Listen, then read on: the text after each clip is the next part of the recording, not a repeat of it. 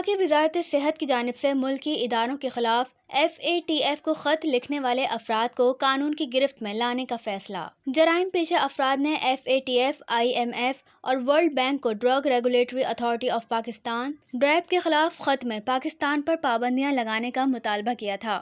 محکمہ صحت کا FI سے رجوع کرنے کا فیصلہ۔ NICVD میں 2 سال سے آڈٹ نہ ہونے کا انکشاف۔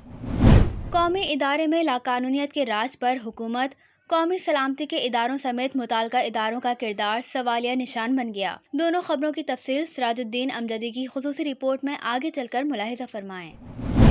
صحت کارڈ بحال ہے۔ 8,000 بجلی کا بل دینے والا اور بیرون ملک سفر کرنے والا صحت کارڈ پر دل کا مفت علاج کرانے کا اہل نہیں ہوگا۔ نگراں وزیر صحت پنجاب۔ پولی کلینک اسلام آباد میں بھرتیاں۔ ایگزیکٹو ڈائریکٹر پر بھرتیوں کے حوالے سے بیوروکریسی بھاری۔ سیکشن آفیسر کے نام پر درخواستیں طلب کرنے کا انوکھا اقدام۔ خیرپور میں PMA کا اجلاس۔ ڈاکٹر عاشق حسین سے اظہار تعزیت۔ اب آپ آج کی ہیلتھ نیوز اینڈ ویوز کی تفصیلات ملاحظہ فرمائیں۔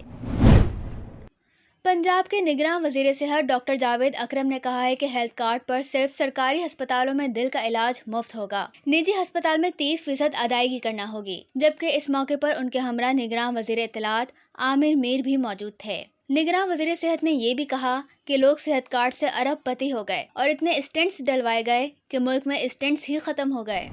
وفاقی وزارت صحت کا ایک اور کارنامہ سامنے آ گیا۔ پولی کلینک میں بھرتی کے لیے ایگزیکٹو ڈائریکٹر کے بجائے وزارت کے سیکشن افسر کے نام پر درخواستیں طلب کر لی گئیں، جبکہ پمز ہسپتال میں بھرتی کے لیے ایگزیکٹو ڈائریکٹر کے نام پر درخواستیں طلب کی گئی تھیں۔ سابق ED ڈاکٹر IU بیگ کے دور میں تمام بھرتیاں میرٹ پر ہوئیں۔ پولی کلینک میں ٹیپو گینگ کا نمائندہ درخواستیں خود وصول کرنے لگا۔ عید کی تعطیلات میں PMA سندھ کے جنرل سیکرٹری ڈاکٹر KM شر کی صدارت میں خیرپور میں اجلاس ہوا، جس میں 1995 میں ڈاکٹروں کی بھرتی پر سینیورٹی کے لیے آئندہ کا لائحہ عمل طے کیا گیا اور ایک ڈاکٹر کی وفات پر اظہار تعزیت کی گئی۔ پیپلز ڈاکٹرز فورم کراچی کے صدر ڈاکٹر عاشق حسین شاہ سے ان کے بڑے بھائی کی وفات پر کراچی میں آل سندھ پیپلز پیرامیڈیکل کراچی کے نائب صدر سید غوث علی شاہ کی قیادت میں ان کے دفتر میں جا کر وفد نے اظہار تعزیت کی اور فاتحہ خوانی کی۔ اب آپ آج کی خصوصی رپورٹ ملاحظہ فرمائیں۔ السلام علیکم ورحمۃ اللہ وبرکاتہ۔ میں ہوں سراج الدین امجدی اور آج کی خصوصی رپورٹ 2 حصوں پر مشتمل ہے۔ پہلی وفاقی وزارت صحت کے حوالے سے ہے، جو 14-15 ماہ کے دوران اپنی ناکامیوں اور اختیارات سے تجاوز کرتے ہوئے لاقانونیت پر مبنی اقدامات کی پردہ پوشی کے لیے ان لوگوں کو FIA کے ذریعے شاید اپنے دباؤ میں لینا چاہتی ہے جن لوگوں نے وفاقی وزارت صحت کے بے جا مطالبات کو ماننے یا تسلیم کرنے سے تاحال انکار کر دیا ہے، اور پھر یہ بھی دعویٰ کیا جا رہا ہے کہ یہ وہ افراد ہیں جن پر پاکستان میں جعلی ادویات اور بلیک میلنگ کے پہلے ہی مقدمات درج ہیں، اور ان کے خطوط اور ای میل کو غداری کے زمرے میں بھی قرار دیا جا رہا ہے۔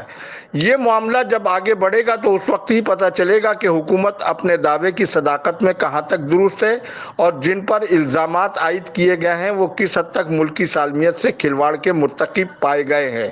ہمارا وفاقی وزارت صحت سے یہاں یہ معمولی سا سوال ہے کہ آپ کی پارٹی کی رکن قومی اسمبلی ڈاکٹر شازیہ سومرو کی جانب سے نجی نرسنگ اسکولوں کی رجسٹریشن پر ان کی رپورٹس اور ہزاروں نرسوں کے جعلی سرٹیفکیٹس کے اجرا کے قومی اسکینڈل اور پارلیمنٹ کی قائمہ کمیٹی کی اس حوالے سے سفارشات اور احکامات سمیت FIA کی جانب سے رجسٹرار فوزیہ مشتاق اور دیگر ان کے ساتھیوں کے خلاف ہونے والی کارروائیوں کو کیوں تاحال سرد خانے کی نظر کر کے آپ نے جنرل مشرف عامر کی فوزیہ مشتاق کو سابقہ عہدے پر نہ صرف برقرار رکھا ہوا ہے بلکہ اس پر پراسرار خاموشی اختیار کر کے اپنے حوالے سے خود بہت بڑا سوالیہ نشان بھی لگا دیا ہے۔ رپورٹ کا دوسرا حصہ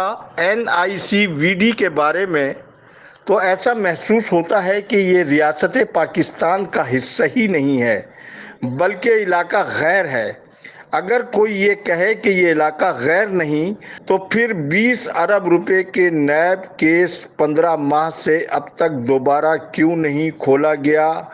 66 سال کی عمر میں فروری 2022 سے ڈاکٹر ندیم قمر تیسری بار مدت ملازمت مکمل کرنے کے بعد اس قومی ادارے سے خلاف قانون صرف تنخواہ کی مد میں 65 لاکھ روپے کس قانون کے تحت حاصل کر رہے ہیں، جبکہ 22 فروری 2023 کو وزیر اعلیٰ سندھ سید مراد علی شاہ کی اپنی بنائی ہوئی کمیٹی کی جانب سے 3 نئے ناموں پر مشتمل سمری وزیر اعلیٰ کے پاس پہنچ چکی ہے، جبکہ ڈاکٹر ندیم قمر نے مالی سال 2021-22 اور 2022-23 یعنی 2 سال کا تاحال آڈٹ تک نہیں کرایا ہے، اور اس سے قبل آڈیٹر جنرل کی جانب سے ایگزیکٹو کلینک کے ذریعے ماہانہ ہونے والی ملین روپوں کی آمدنی کے حوالے سے پوچھے جانے والے سوالات اور اعتراضات کا جواب تک دینا ڈاکٹر ندیم قمر نے پسند نہیں کیا۔ حکومت کہاں ہے؟ قومی سلامتی کے اداروں کے اس حوالے سے کوئی ذمہ داری ہے یا نہیں؟